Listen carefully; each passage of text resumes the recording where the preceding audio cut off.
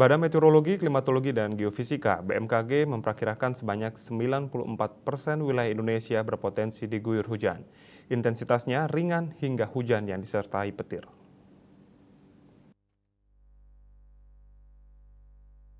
Prakirawan BMKG Asari Putri Cempaka memaparkan dari 35 kota besar yang berada dalam pemantauan BMKG, hanya ada 2 daerah yang diperkirakan tidak hujan, yaitu Kupang dan Manokwari yang berpotensi berawan. Di Pulau Sumatera, BMKG memprediksi potensi hujan dengan intensitas ringan berada di Banda Aceh, Medan, Tanjung Pinang, dan Bengkulu. Selanjutnya, hujan petir berada di Palembang, Padang, Jambi, Pangkal Pinang, Palembang, dan Bandar Lampung. Di Pulau Jawa, hujan ringan hingga sedang diprediksi turun di Jakarta, Semarang, dan Banten. Sedangkan hujan petir berpotensi turun di Bandung, Yogyakarta, dan Surabaya. Di Leser Sunda, hujan petir berpotensi terjadi di Denpasar dan Mataram. Adapun langit Kupang diprediksi berawan.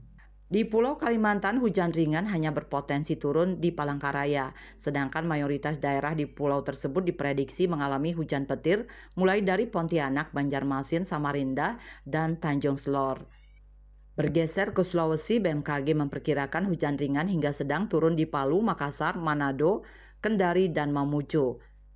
Waspadai hujan petir di Gorontalo. Kemudian wilayah timur Indonesia hujan ringan akan mengguyur Ternate dan Jayapura serta Ambon hujan petir.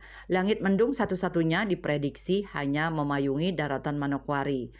Azhari mengungkapkan prediksi angin permukaan di wilayah Indonesia bagian utara umumnya didominasi angin dari arah utara dan timur laut, sedangkan wilayah selatan Indonesia umumnya didominasi angin yang bertiup dari arah barat dan barat laut dengan kecepatan berkisar antara 10 hingga 40 km per jam.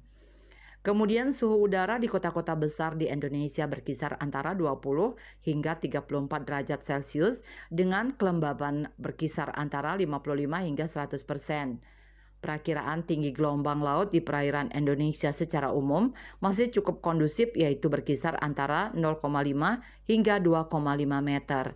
KMB Bali Pos melaporkan.